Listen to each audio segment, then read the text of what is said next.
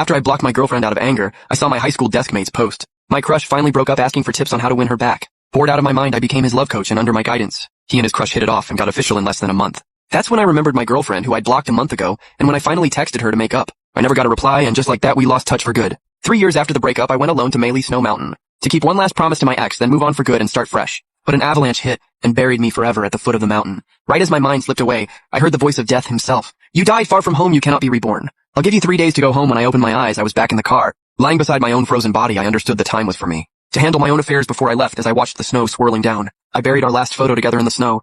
Hey Emily, I came to see the mountain, but you never showed up. I popped the trunk and put my own body inside the suitcase, then packed it with ice and snow to keep it cold. Once that was done, I called a funeral home in Yuncheng. Hi, I need to book a funeral service for 3 days from now. Death told me to go home, so I had to drive back to Yuncheng to give myself a proper burial once everything was arranged. I drove slowly down the icy road. After a few turns, I saw a car broken down ahead, a guy in a black puffer jacket waving from the middle of the road. I had no choice but to stop when I rolled down the window. He pulled off his mask. Jason's cold face came into view. Ryan, I said in shock. My high school desk mate I hadn't seen since graduation. What a small world. Jason looked just as surprised. Ryan, man, am I glad to see you. My girlfriend's car broke down and the insurance company can't tow it till tomorrow. Can we ride with you? I hesitated for a moment. After all, I was already dead. Bringing along the living felt off. But I figured a good deed might earn me some points down below, so I agreed to let them ride along. Jason quickly waved toward the stranded car. A woman in a black trench coat walked over and I froze right there. In the 3 years since Emily and I broke up, I'd imagined seeing her again countless times, but I never thought it'd happen after I was already dead. And Emily was now someone else's girlfriend. As she walked closer, I pulled my gaze away with a shaky heart.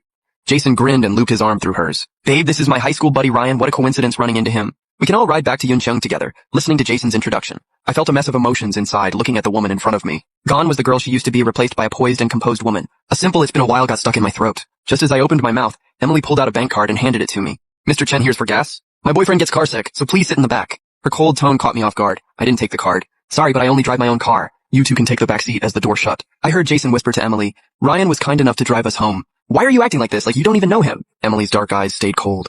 I don't. 3 simple words made my chest tighten. I kept driving calmly, not letting my feelings show. Right? Things had changed a lot. Whether we knew each other didn't matter anymore. On the road, Jason suddenly spoke up. Ryan, why'd you come to Meili Mountain? My grip on the wheel tightened. It's a place I promised my ex I'd visit 3 years ago, so I wanted to come see it. After a pause, Emily's clear voice cut in. Mr. Chen, keep your eyes on the road. No one can bring back the dead. Her sharp words stung my already frozen heart, but it also snapped me back to reality. Right? I was already dead. What's the point of bringing up that promise to her now? Jason shot Emily a look. Ryan, just ignore her. She's acting weird today, like she's spoiling for a fight. Anyway, Ryan, once we're out of here, where are you headed? Want to travel together?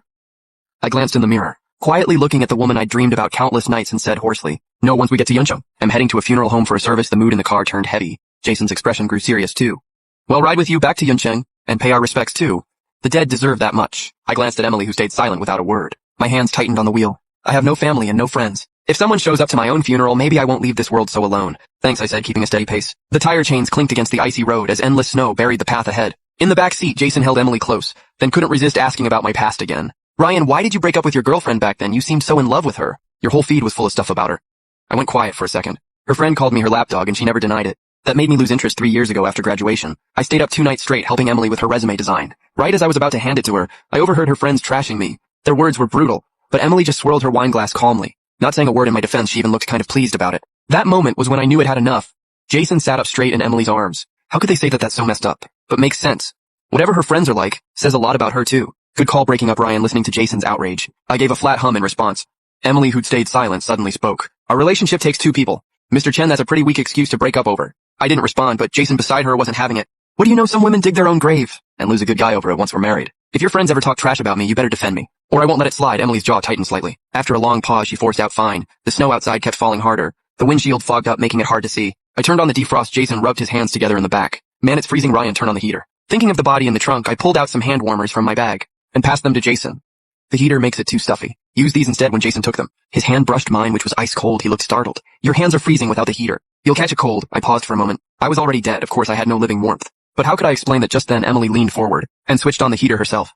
Mr. Chen, altitude sickness can be dangerous. Since we're riding with you, you're responsible for everyone's safety. Hearing her same old bossy tone, I sighed inwardly and said nothing more. All I could hear was the crunch of tires over packed snow after what felt like forever. We finally cleared the thick, snowy road and reached a town at the foot of the mountain. Emily looked out at the darkening sky and said, it's getting late. Let's stay here tonight. I frowned. No, I need to get back to Yuncheng within 3 days. We can't stop here.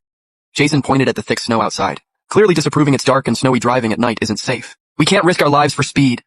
My eyes drifted to the trunk. I made my decision. I'm driving on. You two stay in town, book a flight back tomorrow. The tires thudded against the snow as the car pulled up outside a guest house. I unlocked the doors, signaling for them to get out. But Emily reached over and killed the engine, then pulled the keys. Heavy snow has shut down the city. All trains and flights are grounded. Mr. Chen, you agreed to travel with us. A person should keep their word.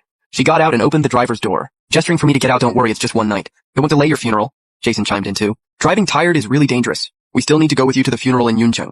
We can't risk anything happening. I had no choice. But to follow them into the guest house, I didn't sleep a wink all night. By the time I got up, Emily and Jason were already gone from the room. Snow was falling again, covering everything in white. I looked at the SUV in the carport, worried the ice in the trunk had melted from running the heater all day. I asked the guest house owner for a bucket of ice and scraped up some snow outside, planning to pack more ice around my body. But right as I carried the bucket out, I saw Jason and Emily standing by the trunk with a big bag trying to open it. Ryan, I'm just putting this in the back. My heart dropped. Don't open it, I blurted out, but right then there was a click. The trunk popped open and the black suitcase came into view. I stumbled forward and slammed the trunk shut. Just put it in the front.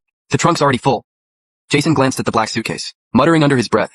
It's packed to the brim. You sure travel light. He set the bag in the back seat and brushed the snow off his gloves. Ryan, let's go get breakfast. I shook my head. You two go ahead. I'll sort out my luggage first. Jason nodded and walked off holding Emily's hand. Once they were gone, I opened the trunk again. I packed fresh ice around the suitcase and layered snow on top. Once I finished, I gently ran my hand over the suitcase, almost like I was touching my own body. Sleep now. I'll be home soon. After returning the bucket to the front desk, I headed back to the car and saw Emily and Jason walking over side by side.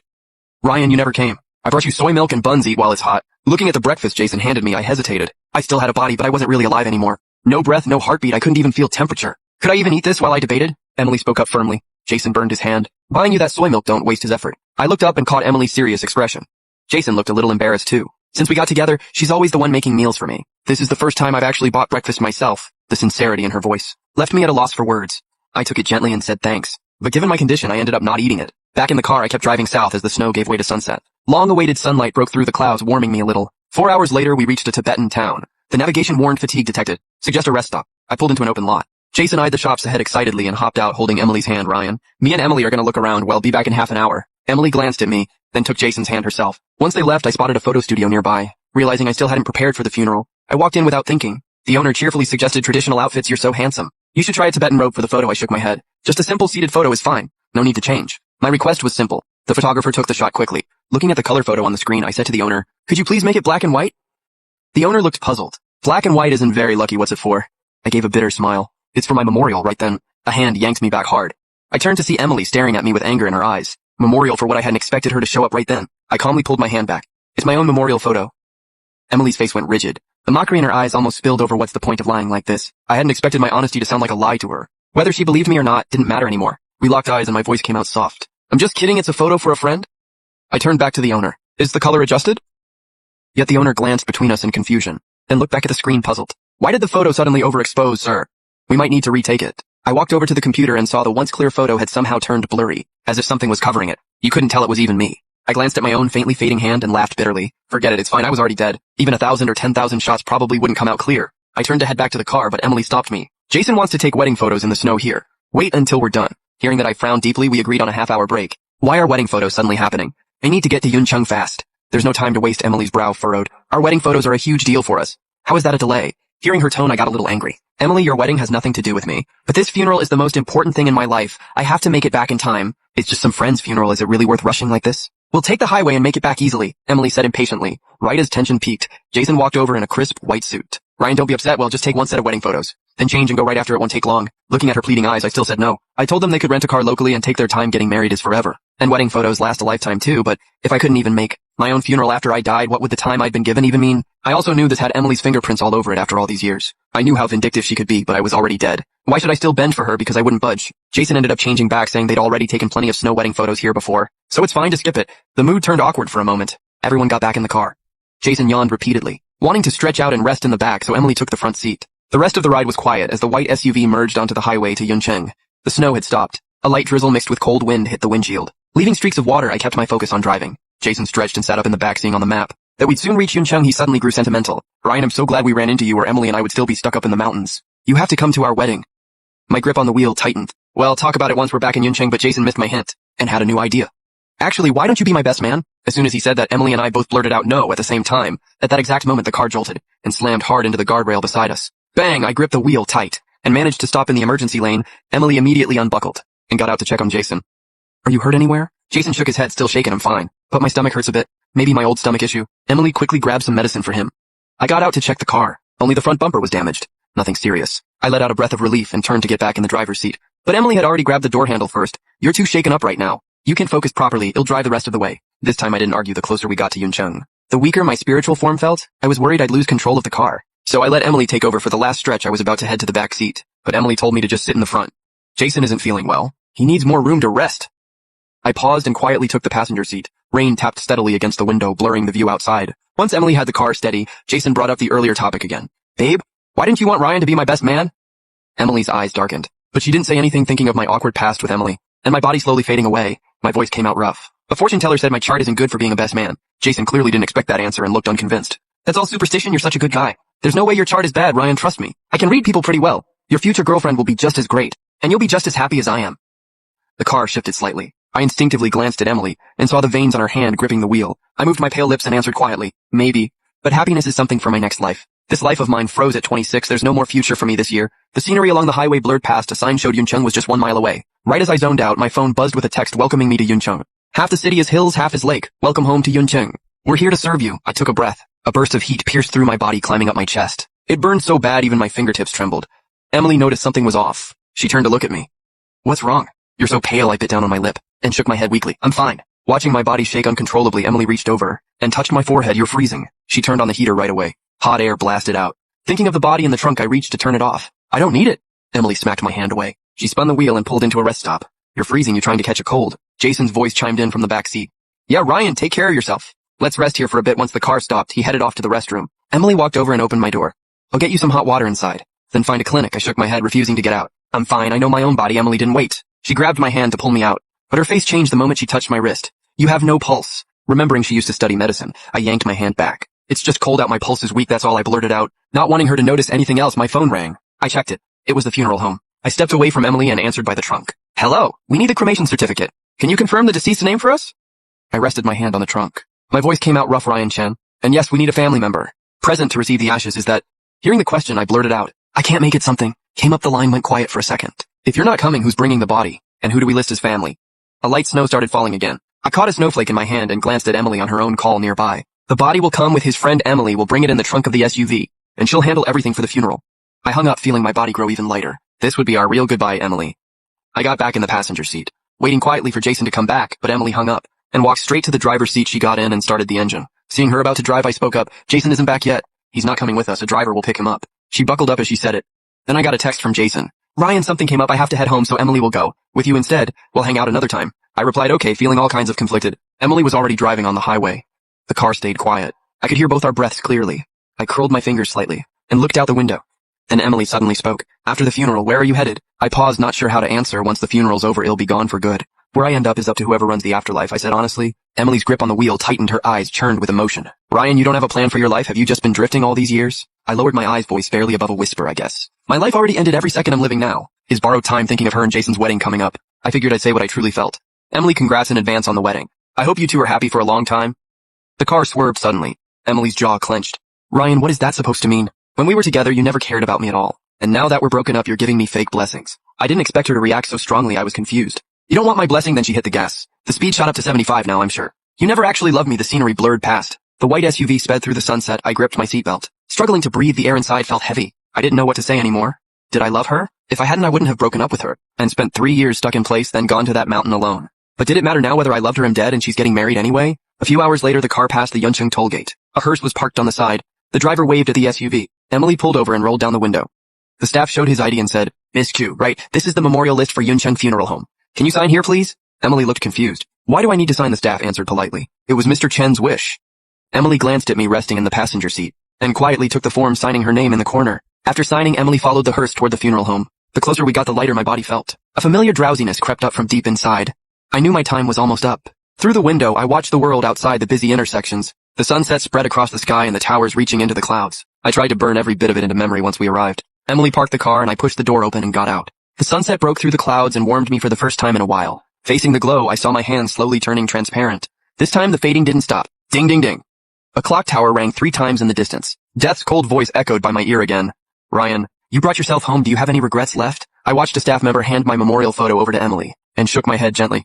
I have no family left in this world. The one person I was still tied to is holding my photo, saying goodbye to me right now. This life has been enough. None, I said, and slowly closed my eyes. My already transparent body turned into golden light scattering in the wind.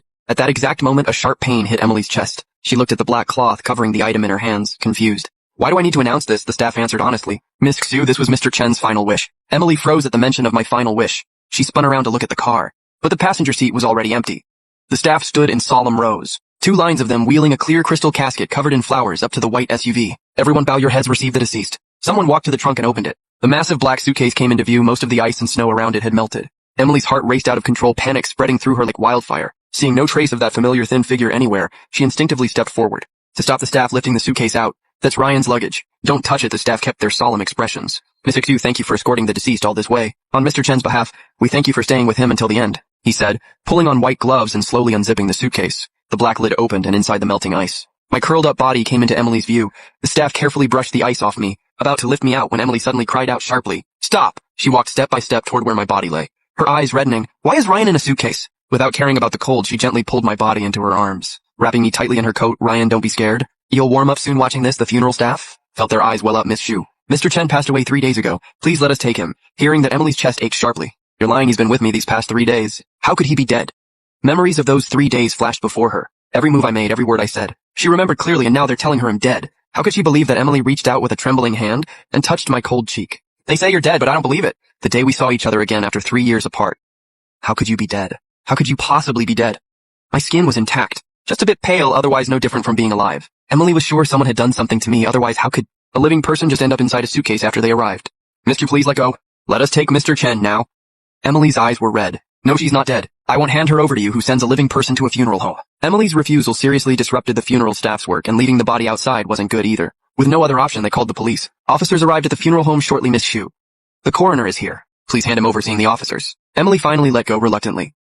Officer Ryan was completely fine right before we got off the highway. I think someone hurt him while I wasn't looking. You have to investigate this properly. The funeral staff felt wrongly accused, officer. We followed procedure exactly 3 days ago. We got a call saying to collect Mr. Chen's body today. The moment those words left his mouth, Emily thought it was absurd. 3 days ago, Ryan was perfectly alive. My boyfriend can confirm that. She immediately called Jason and explained the situation. Jason said right away, 3 days ago we were with Ryan the whole time. We split up at the last rest stop. After getting Jason's statement, they all went with the police to the station, and each gave their own account. After reviewing everything, the officer told Emily, we'll look into this. You can wait here for the autopsy results. He was about to leave when Emily stopped him. Officer, I want to check the security footage. A living person vanishing and turning up in a suitcase left her deeply unsettled. The officer didn't object. The footage came up quickly but unexpectedly. In every clip they could find, Emily couldn't spot even a trace of me. How could that be? Why would that be? Every frame seemed to confirm that everything that happened these past few days was just her imagination. Just then the coroner walked in with the autopsy results. Confirmed by the autopsy, Mr. Ryan Chen died 3 days ago in the Meili Mountain avalanche. A ringing filled Emily's ears. What did you say? I really died. No, she refused to believe it. 3 days ago I was there when the avalanche hit, but everyone had already been evacuated. How could I have been buried under the snow leaving the police station? Emily followed the funeral staff back to the home in a daze. They'd seen countless goodbyes before and didn't blame her for her outburst. Miss Xu, we need to proceed with Mr. Chen's cremation. You're the only one who came to mourn him. Take one last look. Hearing the word cremation, Emily finally reacted. No, I won't allow it. Once he's cremated, she'll never see him again. Emily leaned against the crystal casket. We haven't even said goodbye properly. You can't just cremate him like this. The staff sighed. By 6 p.m. at the latest, we have to proceed with Mr. Chen. Please say your goodbyes, he said, shaking his head as he walked out. After they left, the whole hall went silent except for Emily's soft breathing. She traced the outline of my face through the casket. Ryan, we grew up together. You know exactly what kind of person I am. How could you just end things like that? When we were kids, you always followed me around calling me your sister. Why did you stop, Ryan? It's been 3 years. Why didn't you ever reach out? Do you know I waited for your call every single day? As she spoke, a sharp clatter rang out. My phone slipped from her pocket and hit the floor when Emily picked it up. She saw the photo on the screen. It was our couple photo from the day we officially got together. In the picture, I was smiling at her, eyes full of warmth. But now my eyes would never open again. Emily tried entering her own birthday. The phone unlocked instantly. Seeing the password never changed, Emily broke down crying. Ryan, if you still loved me, why did you break up with me back when we first set our passwords? We used each other's birthdays and swore we'd only change it. If we ever stopped loving each other and I never changed mine, did that mean I still loved her? Thinking about it, Emily sobbed until she could barely breathe. The sun began to set. Soon it was 6 o'clock. The staff came to move the body. Emily wiped her eyes. Can we wait just a little longer? The man shook his head. Miss Xu, this was all arranged by Mr. Chen himself. Please don't make this harder for us. They'd already waited until 6. We can't delay any longer. Mr. Chen arranged it himself. So I'd already planned out everything for after my death. Emily gripped her phone tight, her heart splitting open with pain. Soon they wheeled me into the cremation room. Emily silently held my memorial photo the entire way, and that's when she finally understood. I'd even planned out my own funeral. Rain poured down from the sky, falling on Emily cold and sharp like a blade. She stood in the rain at my grave all night, feeling like it was all just a dream. She wondered if once this nightmare ended, she'd wake up, and I'd be back by her side, just as she thought that. Footsteps came from behind her. Emily, why did you go to Meili Mountain in the first place? Emily turned around to face Jason. I went there for a 3-year promise, a promise I made. But I missed it in the end. Ryan and I had agreed to go see the snow there 3 years after we broke up. I never thought that promise would end up costing him his life. Jason looked at Emily's red-rimmed eyes, biting his lip. So that wasn't why you brought me there. Emily nodded. No, back then he was just mad I'd stayed away. For 3 years after we broke up, she texted me nonstop every day. But all she ever got back was a blocked message icon. At first, she thought I just wasn't over her. But as time passed, she realized I was serious. And that block lasted a full 3 years to prove a point. She brought Jason along hoping I'd get jealous. But things turned out nothing like she expected. Jason laughed bitterly. So who did you actually love these past 2 years? Emily gently touched my phone. I'm sorry, the only person she ever loved was me. After I left, she spent every night at the bar, drinking herself sick, just hoping to forget the guy who broke her heart. But the more she drank, the clearer my face became in her mind. Her mom tried to help her move on and introduce Jason to her. Sweetie, the best way to forget someone is to start a new relationship. Give me a chance. She didn't want to lie to herself or waste Jason's time, so she turned him down flat. I don't want to hold you back. Go find someone who actually loves you. But after that, he followed her everywhere she went. He went too every time she drank herself unconscious. He'd quietly take care of her, never once complaining. After 2 or 3 months like that, Emily got drunk again. Jason took her to a hotel. She woke up wearing my pajamas lying next to him. There's blood on the sheets. At first, he wanted to run. He felt like he betrayed me and betrayed Jason too. Jason, what did you do? But she sat up crying on the edge of the bed. I wanted this. I just love you so much. Even a forced match can work out. Be my boyfriend. What's done is done. There's no point arguing. Emily looked at the man in front of her and finally gave in. He'll try to love you after that. She officially became his girlfriend. Emily started a new relationship and took on her role as his girlfriend fully. But the peace shattered completely the day she saw me again. Even after 3 years, she still hadn't gotten over me. The sky slowly grew brighter. Jason watched Emily's expression, his heart sinking little by little. Did you ever love me at all these 2 years? Even just a little. Emily looked up at him and said sorry again. Jason clenched his fists. What about these 3 years? Everything I've done for you, does none of that count? Remembering their past together, her whole body trembled. He thought after 2 years, she must have felt something for him by now. But no, she still couldn't love him. Emily looked down at my headstone, her voice hoarse. Jason, let's break up. She'd spent 2 years trying to move on. But the moment he looked at her again, he realized she'd never let go. She didn't want to keep lying to herself. I won't agree to that, Jason shouted. You told me you'd be with me for real?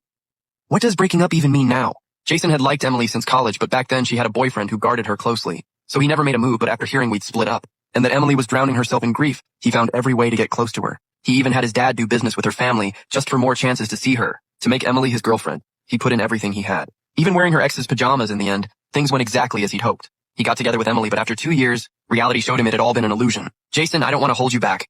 Breaking up is what's best for you. As Emily finished speaking, Jason suddenly pulled out a medical report. You're pregnant. Emily's brow furrowed. That's impossible. I had my period just days ago. Jason lowered his head, his voice cracking. That probably wasn't your period. It was a threatened miscarriage. Emily paused, then went on. Even if that was a threatened miscarriage, I haven't let you touch me since that one time 2 years ago. There's no way I could be pregnant.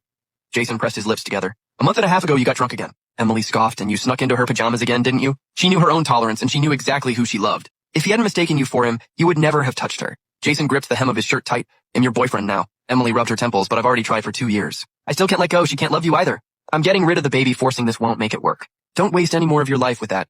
She walked out of the cemetery. After she'd walked far enough, Jason's voice carried from behind her. He'll wait 2 years, 5 years, even 10 years. I'll wait as long as it takes. There's no reason for loving someone. You just do. Emily kept walking without turning back. After leaving the cemetery, Emily went to pick up a ring made with part of my ashes, then got on the highway. She wanted to find out the truth about my death. She didn't believe I'd died 3 days earlier. She drove fast, stopping here and there, checking every camera from the toll gate to every rest stop we'd passed. But no matter where she looked, there was no trace of me in any footage. The car passed the spot where we'd crashed. Emily pulled over, staring at the dented guardrail, feeling a mess of emotions. Back when we were together, if she so much as glanced at another guy, I'd get jealous. I'd pinch her ear and say, keep looking and it'll rip this ear right off. But during the crash, she fussed over Jason, and I didn't care at all.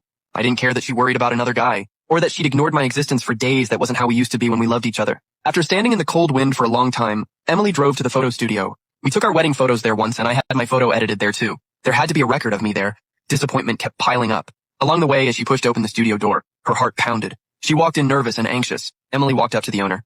Sir, do you remember the man who came in 2 days ago to make a photo black and white? Black and white isn't that for memorials. We only do portrait shoots here. Who would come here for that? The owner frowned at Emily. Like she was crazy. It wasn't a portrait shoot. He just wanted the photo edited black and white, Emily explained. The owner shook his head. I don't remember that. I don't think that happened. Hearing that, Emily's whole body shook. How could you not remember? He was standing right here. I was standing next to him. You said the photo overexposed and couldn't be used. She stared at the owner without blinking, watching every twitch of his face. But she was let down again.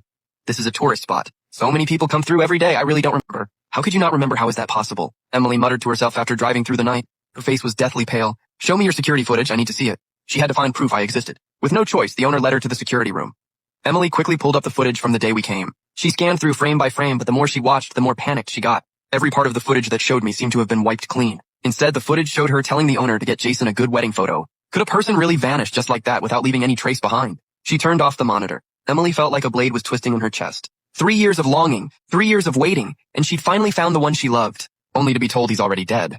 Emily gripped the ring around her neck, her heart in absolute agony without pausing. She headed straight for the guest house. She refused to believe no camera had caught me. The snow outside kept getting heavier, but Emily felt colder inside than the snow itself. When she arrived, the guest house owner recognized her right away. "Miss Chu, didn't you head back to Yuncheng with your boyfriend?" This was the first time anyone recognized her. A flicker of hope rose in her. "Sir, you remember the 2 men who came with me?" Right, hearing that, the owner looked confused.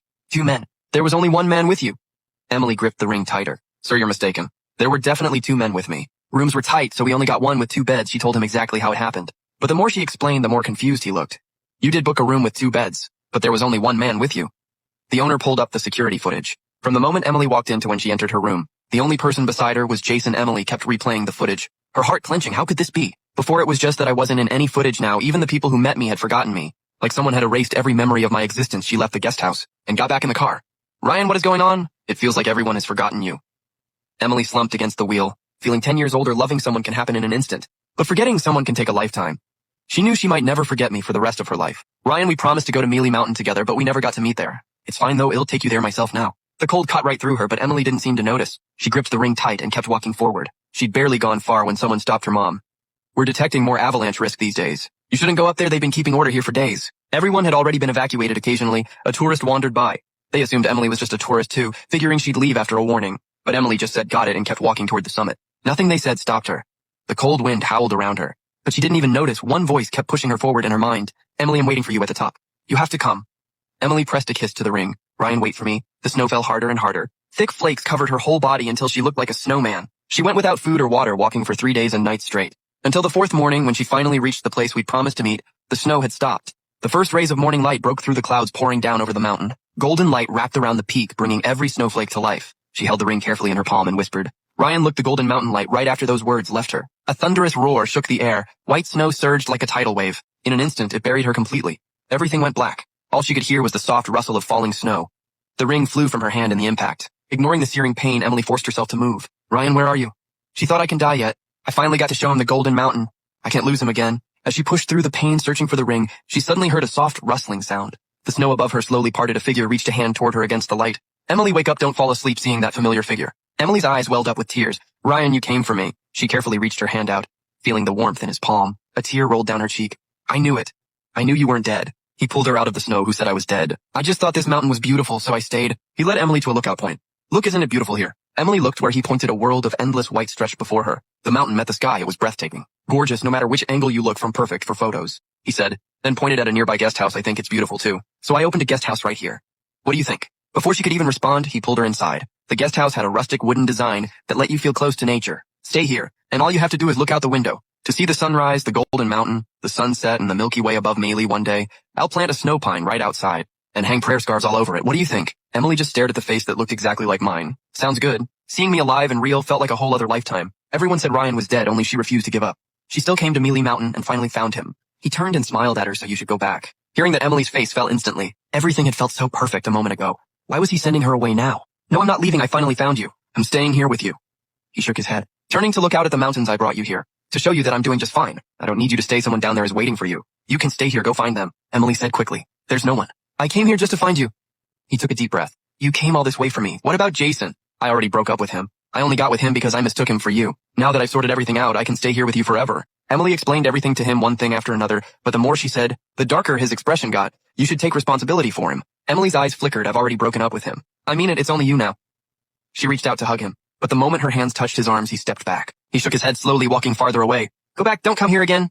Emily tried to follow, but something held her legs in place. She couldn't move forward at all. Ryan, come back." The moment his figure disappeared, everything around her began fading like water, pulling back into darkness. Emily, wake up!" Right as the figure vanished. Cold sweat soaked through Emily's back. She jolted awake, gasping, "Ryan." Wind howled outside the window. Emily stared out at it. The whole room felt bleak and cold seeing her wake up. Sophie rushed over. "Emily, you're awake." Emily had been unconscious for a week and had finally woken up. "Emily, you kept saying Ryan's name the whole time you were out. You still haven't gotten over him, have you?" Sophie thought. This whole week, Emily had been calling my name nonstop. Good thing Jason wasn't here or he'd be devastated. Hearing Ryan's name, Emily's blank eyes finally flickered with life. "Where's Ryan? Where is he?" Sophie couldn't believe even after waking up I was still the one on her mind. She raised her voice. "He's dead. His body was already cremated." Emily remembered everything that happened. Her eyes went red. "Is not dead. I saw him save me." She could still picture being buried in the snow, that figure she'd never forget. "It was him, but I think he doesn't want me anymore." Emily closed her eyes, bitterness flooding her chest. Sophie scoffed. Keep dreaming. Why would that petty guy save you? It was the rescue team and Jason who saved you. No one knows what Emily was thinking, hiking into avalanche territory. Even the rangers couldn't stop her. It took 3 days to dig her out of the snow. By then, Emily was barely breathing. Her whole body had gone stiff. If Jason hadn't warmed her with his own body heat, she'd probably be in a casket right now too. Hearing that, Emily turned back slowly. He's not petty, it was my fault. I should have defended him when you all joked around on the way alone to the mountain. He must have gone through my phone. I wrote so many notes about things I wanted to say to him. Turns out I've loved him this whole time, but it's because I never stood up for him. That I lost interest. I wanted his full unconditional support. I wanted him to always have my back, but I never gave that to him. Even on the drive back from the mountain when we talked about why we broke up. Jason said, your girlfriends? If they ever talk trash about me, you better defend me. That was the moment she realized how unfair she'd been to him. He's not petty. What about Jason? Then he's in the hospital right now because he saved you. What kind of guy does that after 2 years and you want to break up with him? Thinking of Jason lying in the hospital bed, Sophie felt terrible for him. Loving someone for years and now Emily wants to leave him over a dead man. Emily's fingers trembled. I don't love him. I don't want to waste his time. I've tried for 2 years. She doesn't want to keep lying to herself, but everything Jason did for you. We all saw it lose him, and you won't find another guy like that. Emily shook her head. Jason really is a good man, but not loving him is not loving him. Forcing it will just hurt us both. Sophie sighed and said nothing more. She felt for Jason but couldn't make Emily's choice for her. Once they finished talking, the waiting doctor came over to examine Emily, aside from the frostbite that needed treatment. Everything else was fine. Frostbite, that's when Emily noticed the bandages covering her body. Faint bloodstains showing through. Sophie looked away and said softly, you were buried in snow for 3 days and nights. A lot of areas got frostbite. They're still healing. The doctor says you need to rest properly now or there could be lasting damage. When they first pulled Emily out, she was barely breathing. She spent 2 days in the ICU before they finally stabilized her. Buried for 3 days and nights, but he just pulled me out. Right after I was buried, how would I get frostbite? Are you lying to me? Emily stared at Sophie, her eyes dark and unreadable. Sophie's heart skipped. Emily, we've been friends for years. Why would I lie to you? The doctor's report is right here. Look for yourself. Emily took the report from Sophie and read through it line by line. It says she was buried for 3 days and nights with nerve damage. If not treated properly, she could risk losing a leg. Looking at the report, she thought back to what happened after the avalanche buried her. Him being there felt so real. Even now with her eyes closed, she could still feel the warmth of his hand. It must be because I didn't want her with Jason, so he put her back in the snow. As long as I get Jason's situation sorted out, he'll come back to me. Thinking that, Emily slowly closed her eyes again. Just as Sophie was about to leave, Emily suddenly opened her eyes, searching frantically over her body. Where's the ring I had? Did you see it? A ring? What ring? Sophie stopped, confused. When they found Emily, she had nothing on her but a phone. There was no ring just then. The door creaked open. Jason wheeled himself in. Is this the ring you're looking for? He held something out to her. Emily turned and saw Jason holding a ring broken clean in half. Her eyes locked onto it and she grabbed it from him immediately. Why is it broken like this? It was still whole before she blacked out. How did it end up like this? Seeing her confused look, Jason said flatly, it was already like that when I got it. He'd found the ring in her fist when he found her on the mountain. She'd been gripping it tightly, even unconscious. He kept it safe for her. Is this your ex's? Is that your ex's thing? Emily nodded. Yes. Right. Seeing how much Emily cherished that ring, Jason's eyes reddened instantly. Emily didn't notice and just stated her decision. I've scheduled the abortion. I'm getting rid of the baby. Right as Jason finished speaking, the door burst open again. Don't you dare. Her mother rushed in. Emily, this is your child. How can you just decide to get rid of it, Mom? Jason looked at her mother with red eyes. This child isn't meant to be. It can't be your grandchild. I only suffer being born to a mother who doesn't want it. I'd rather not have it than force this. How could it not be meant to be? You're the son-in-law I've already accepted? Her mother looked at him warmly. Do you want to be my son-in-law? If you do, you're already family. I'll help you raise the baby. Hearing that, Emily's face darkened. When you say things like that, where does that leave me and where does that leave Jason? If you go through with this, he stayed with you for 2 years. And now you're carrying his child. And you still want to get rid of it and leave him. I can't hold my head up and neither can this family. If he hadn't come today, we'd have lost a grandchild. But Mom, I never liked him from the start. I've tried to accept him for 2 years now. I just can't. Emily gripped the ring in her hand tightly. Her heart aching. The only person she ever loved was me. She didn't want to force herself anymore. Her mother grabbed Jason's hand. Liking doesn't matter. You just need to marry him. This family needs an heir. Jason got hurt saving you. You might not be able to have kids anymore if you can keep this baby. Maybe it's meant to be. It could be the only heir left. There's no way I'm letting Jason get rid of it. Mom. Emily stared at her helplessly. Not knowing what to say, her mother ignored her and glanced her way. Once you're back on your feet, I'm planning the wedding. You have no say in this. She took Jason's hand and walked out. Once they left, only Emily and Sophie remained in the room. She stared quietly out at the rain, her voice barely audible. Why does everyone want me with Jason? Sophie hesitated. Jason's body was hurt at the core in that avalanche. He might not be able to have kids ever again. Emily's pupils shrank. What did you say? Since it's already out there? Sophie decided not to hide it anymore. He got frostbite down there too. The baby you're carrying might be his last chance. Sophie let out a long breath. She'd expected Emily to agree to marry Jason after hearing that. But Emily just said, even so, I still won't marry him. Why? Sophie didn't get it. Marrying Jason was clearly the right choice, but she still refused. Emily laughed bitterly. It's already unfair to him that I don't love him. Staying with him out of guilt would only be worse. She didn't want to spend her life stuck in endless family drama thinking about it. Emily suddenly asked, does Jason know about this? Sophie shook her head. Besides the doctor and your mom, no one else knows. Once she had her answer, Emily called Jason directly. Oh, keep the baby, but I'm not marrying you. The moment she said that, Jason's voice came through immediately. Why? My mom already agreed. Emily, I've wanted to marry you since the day I met you. Why does everyone else agree except you? His voice shook. Anyone would be moved hearing that. But Emily didn't waver. I'm sorry. There's only ever been Ryan for me. My mom wants this baby. If you want it, you'll have it. If you don't, get rid of it. But I will never marry you.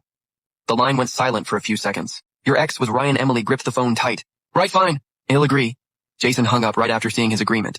Emily let out a breath of relief. Once he agreed, everything else would be easy. Meanwhile, after hanging up, Jason's tears fell without him meaning to. Mom, Emily was in love with Ryan the whole time. I don't want to keep chasing this. I love the wrong person, Mom. You can't compete with the dead. I don't want to love her anymore. Does this baby even matter? No wonder she spent that whole night at his grave.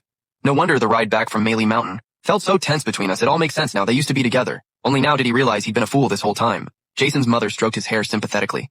You've put so much into her. This baby has to be born. Jason's expression shifted. But she's not actually pregnant. Her emotions have been unstable lately, and her hormones are off, so she just imagined she was pregnant. That's what the doctor said Jason was going to tell Emily.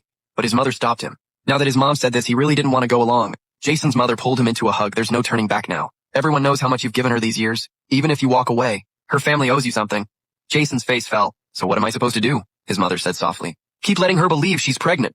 Jason's eyes went wide. But how do you fake a pregnancy? Her belly will grow eventually. How do we fake that? His mother smirked. While you're still with her, find a way to actually get her pregnant. She sighed. If you can't have her heart, then squeeze what you can out of her family, and that baby is your best leverage over them. Knowing how much her son loved Emily, his mother felt for him more than anyone. 2 years of sticking by Emily through everything, and he still never won her heart. Jason choked up. Mom, what if she finds out? She didn't know her ex was me before she thought she could replace him. After all, according to Emily's friends, her ex wasn't exactly a great guy. But as her high school classmate, I know exactly how good I was to my ex, and how sweet things were between us, but now knowing they overlap, I just feel like a fool even loving her this much. I know I can't win. His mother laughed lightly. So what if she finds out you've suffered so much for her? Why should she get to just walk away? Time passed. Early summer air carried the scent of fresh grass. 2 months later, Emily went back to Maley Mountain once more after fixing the ring that had broken in half. She was able to see me again, except no one else could see me, but her the first thing she did every morning and night was say good morning and good night to me. People always stared when she talked to me. She's lost it talking to thin air. They said she had some kind of delusion thinking her ex was still alive. How could he still be alive? He died on that mountain a while back, so she could stay by my side in peace. He built a guest house on Maley Mountain, right where I'd once told her I'd build one. It was a great spot. You could see the whole mountain range, see the sunset over the Golden Peak, and the Milky Way at night. He even planted a huge snow pine there, covered in prayer scarves. Emily remembered how I loved swings, so she hung a few around the pine and the guest house right after finishing the renovation. Her mother showed up. You're the heir to the XU group. What are you doing hiding out here? Emily glanced at me beside her calmly. Mom, I've told you many times Ryan wants to run this guest house. I have to stay with him. Following Emily's gaze, her mother saw nothing at all. She never expected her daughter, the powerhouse businesswoman, to end up like this over a man. I've told you so many times. Ryan is dead. How much longer are you going to keep this up? Emily acted like she hadn't heard her mom. He's not dead. He's been by my side this whole time. Emily squeezed the hand beside her, her eyes full of warmth, but to her mother, it looked like she was just gesturing at nothing. Emily, her mother, watched this stunned. You're giving up the company, your child, everything. Your whole family, Mom. Please just go home. I'm staying here with Ryan. Emily turned to face her mother, her voice calm after everything she'd been through. She'd let go of everything else. She just wanted to be with me and run this place. You and Dad can raise your grandkid, and by the time you're older, your grandchild will be all grown up. Isn't that fine? Her mother had come here countless times each visit, leaving her more frustrated. It's not about the company or the grandkid. You're my daughter, and watching you like this breaks my heart. Don't you get that Emily was her mother's own flesh and blood? Her own daughter being called crazy by everyone. It hurt to watch, I know. But I can't leave Ryan after Emily said that. They parted on bad terms again, while Emily was pushing my swing in the yard. Sophie came storming in furious. Emily, I'm so mad right now. I got drunk at the bar last night, and some guy tried to pull a scam on me. We were both wasted. There's no way we actually did anything. Emily stopped pushing the swing, her eyes widening slightly. Being drunk means you can't do anything. Sophie flopped onto the couch. Of course not, trust me. I've got years of experience when you're that drunk. Your body just can't respond. Emily thought back to that night 2 years ago with Jason. They were both wasted too, and she woke up with no memory of what happened. So did nothing actually happen between us? Jason must have lied to me. That jerk tried to scam me. Does he think I'm that stupid? While Sophie kept ranting, Emily walked straight to the window and started dialing. Hello, this is Emily Shu. I need to book the best neurologist you have, Sophie asked, confused. What's going on? Emily put down the phone and looked over at me. There's something I need to confirm with a doctor. Ever since she found out about that night with Jason, she'd lived in guilt for years. Now that there was a chance none of it was real, she needed to know for sure. The doctor arrived quickly, and Emily told him everything about that night. The doctor asked, have you ever blacked out from drinking before? Emily shook her head. Never once. Sophie knew that too, unless she was fully asleep. As long as her eyes were open, she'd remember everything clearly the next day. Hearing that the doctor said if both parties were extremely intoxicated, they'd have basically no physical capability if you woke up with nothing unusual. Then there's an 80% chance nothing happened, but to be sure, you should go get checked at a hospital. Emily didn't refuse right before heading to the hospital. She walked over to the swing and said, Ryan, I'm heading to the hospital. I'll be back soon. After a few seconds, she made a soft sound. I know, I just wanted you to know. I never betrayed you. The neurologist watching this found it bizarre. Was she always like this? Sophie shook her head. No, this started after Ryan died. She kept saying Ryan came back with her from Maley Mountain, but no one else ever saw him. Even Jason, who was actually with her on that trip, never saw him either when asked later. Then she might have a serious psychological condition while they talked. Emily walked over. I've told Ryan everything, let's go. Soon they arrived at the OB-GYN after a full round of tests. The doctor handed her the results based on this, "You're not pregnant," which meant if she and Jason had actually slept together, she would have remembered clearly once sober. By the time they left the hospital, Emily's face had gone dark. She couldn't believe she'd been deceived by a man. Sophie looked at the results. Completely stunned, Jason actually did something like this. In her mind, Jason had always loved Emily deeply. She knew Emily still cared about Ryan and often defended Jason to her friends. "Emily, after everything Jason went through for you all these years, you still can't let go of Ryan. I actually felt bad for him." Turns out the joke was on her once Emily finally had her answer and confirmed her mother was home. She called Jason right away. "Jason, come over. I need to talk to you." She hung up and said goodbye to Sophie, then headed to her family estate. The Sioux estate stood right in the heart of Yuncheng, elegant and grand. By the time Emily got home, Jason was already there. His mother had come with him. The two of them were sitting in the living room, having afternoon tea with Emily's mother. The smell of cake and coffee filled the air, giving everything a sweet edge. Seeing Emily walk in, Jason rushed over. "You're back, what's going on?" Emily pushed his hand away and slammed the test results down on the table. "Jason, we never even slept together. So how am I pregnant?" The moment she said it, the whole room went dead silent. Jason never expected Emily to say that. Outright, he turned to his mother. "Mom?"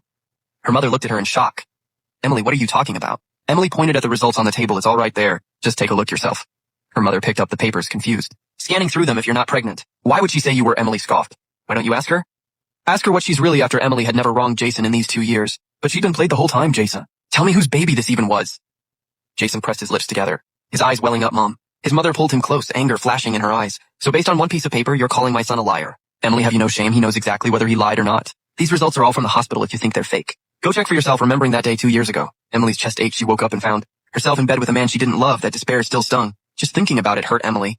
"Everyone knows what Jason has sacrificed for you, and you're saying he's lying to you."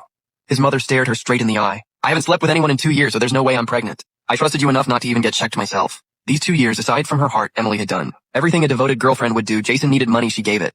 Wherever Jason wanted to go, she'd book the tickets. His clothes, shoes, watches, even his daily meals and monthly essentials, she bought all of it herself. If Sophie hadn't come to her today, she'd have never known she was being played this whole time. Everyone praised Jason for being so good to her while quietly calling her ungrateful, but no one saw what she'd actually been through. Her mother had lived through enough herself to see the truth. "Now, Jason, tell me the truth. What's really going on here?" His mother tried to speak, but Jason pulled her back. "Mom, I'm sorry. I did lie to Emily for 2 years. There's no baby. I did it because I love her too much." Once Jason admitted it, his mother looked at him with disappointment. "You're not getting anything out of this." Jason just shook his head. "She already knows the truth. I don't want to keep pretending rather than dragging this out. It's better to just come clean for 2 years. He'd given everything he had to Emily. Even a stone could have warmed up by now. He was exhausted. He didn't want to keep fighting this. One lie only leads to 100 more. He was just done." Emily didn't expect him to confess this easily. She felt a wave of relief. "I'll have my secretary work out a settlement with you. The Sioux family isn't short on money, but after 2 years together, we'll handle it properly." Jason let out a bitter laugh, looking at Emily.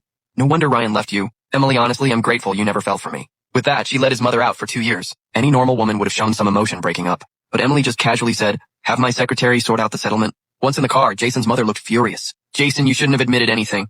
He clenched his fists, looking at her helplessly. "Mom, what else was I supposed to do? Keep dragging this out?"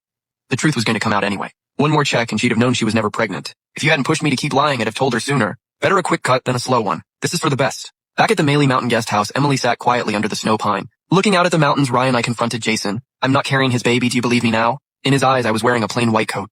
Sitting close beside her, "I believe you, but I'm still not getting back together with you." Emily looked stunned. "Why, Ryan, I still love you and you love me too. Why can't we be together?" I looked into the distance. "I needed you to choose me over your boyfriend and friends without hesitation. But you couldn't do that?" Emily thought back to what she'd said to Jason. That day back in Yuncheng, her face fell. "Ryan, I never chose against you. I just thought it was a joke between friends. Change now, from now on, whatever you say goes. You'll always come first." Hearing that, I turned and looked at her really. Emily nodded eagerly. "I swear, if a single word of that is a lie, I'll take it back right away." Before she said more, I covered her mouth. "Stop, I believe you." Emily threw her arms around me. "Thrilled, so you've forgiven me." My voice was quiet, but to her it sounded like music. I'm so happy. 3 years of longing. 3 years of waiting. She'd finally gotten me back. The person in my arms was the one I'd loved for so long. Emily talked and talked about how much she'd missed me and what she dreamed about for their future. Right then, a group of tourists in hiking gear appeared in the distance, led by a guide toward the guest house. By the time they reached the guest house, one of them noticed it was getting late and suggested resting there for the night. The guide gave him a strange look. "The owner here is a little off. You sure you want to stay?" Sensing some gossip, everyone perked up. "What's the story? Tell us." They glanced at Emily, noticing his eyes were locked somewhere far off, like he was gazing at someone dear. The guide sighed. "He's been struggling with depression, always talking to thin air like his lover was right there." Hearing that, the group finally noticed Emily sitting under the tree, mouth moving as if chatting with someone while they murmured among themselves. Her mother arrived with a group of people. "Please get my daughter out of here." As soon as she said that, the group grabbed Emily and started pulling her away. Caught completely off guard, Emily struggled to keep up. "Mom, where are you taking me?" She never expected her mother to just haul her off without warning. Her mother thought back to the hospital's call earlier, her heart aching. Her daughter wasn't herself anymore as a mother. She felt responsible, but mostly she just felt heartbroken 3 years ago when Emily first broke up with Ryan. She drank herself numb every single day. Now 3 years later, her mental state had gotten even worse, talking to thin air constantly. She'd thought it'd pass eventually, but then the hospital called today, saying her daughter needed real psychological help, or it could ruin her life going forward. The more she thought about it, the worse she felt. Her daughter's body had already suffered so much, and now this too. What was she supposed to do, Mom? I'm fine. Why are you taking me to a facility? Her mother stood in front of her, letting out a sigh. Sweetie, I don't want to do this either, but you have to go with that. She had Emily put in the car. Watching Emily walk away, her mother saw how frail she looked. Her heart cracked, cold wind cutting through everything. Right before getting in the car, Emily turned back. Ryan, don't worry, I'll be right back. The tenderness in her eyes as she said it made one of the young female tourists nearby swoon. She must really love him. The guide overheard and sighed. Too bad they broke up 3 years ago and their reunion ended in tragedy. Once Emily's mother had taken her away, the girl immediately pressed the guide for details. What actually happened between them? The guide, who loved sharing stories on the trail, figured everyone would enjoy it and began telling Emily and Ryan's story. Meanwhile, once Emily got to the facility, she was placed in a small room, filled with all kinds of medical equipment running constant tests on her. Everyone kept saying she had a problem, but she was certain the Ryan she saw was real. His warmth, his feelings, even the way he breathed felt so real she genuinely didn't understand. If even that was fake, then what was actually real? After a full round of tests, she saw her mother again. Mom, can you let me go now? Her mother shook her head. Emily, just focus on getting better. Once you're okay, I'll come get you. With that, her mother walked out. Emily kept shouting from inside the room. Mom, let me go.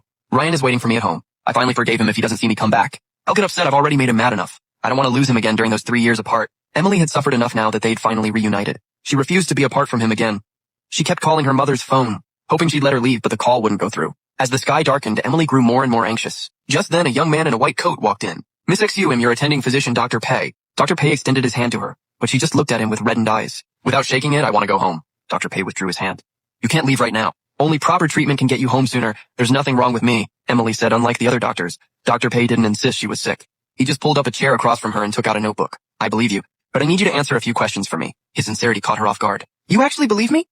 Dr. Pei nodded. Yes, I've looked into Ryan's case pretty thoroughly, but there's still a lot I don't understand, so I'll take your word for it. Hearing that, Emily calmed down. Go ahead, as Dr. Pei got ready. Before you got buried on the mountain, when was the last time you saw Ryan? Emily thought back the day we got back to Yuncheng. Right after I pulled into the funeral home, he vanished. Before that, he was still in the car with me. Dr. Pei wrote it down and kept asking, how did Ryan act toward you?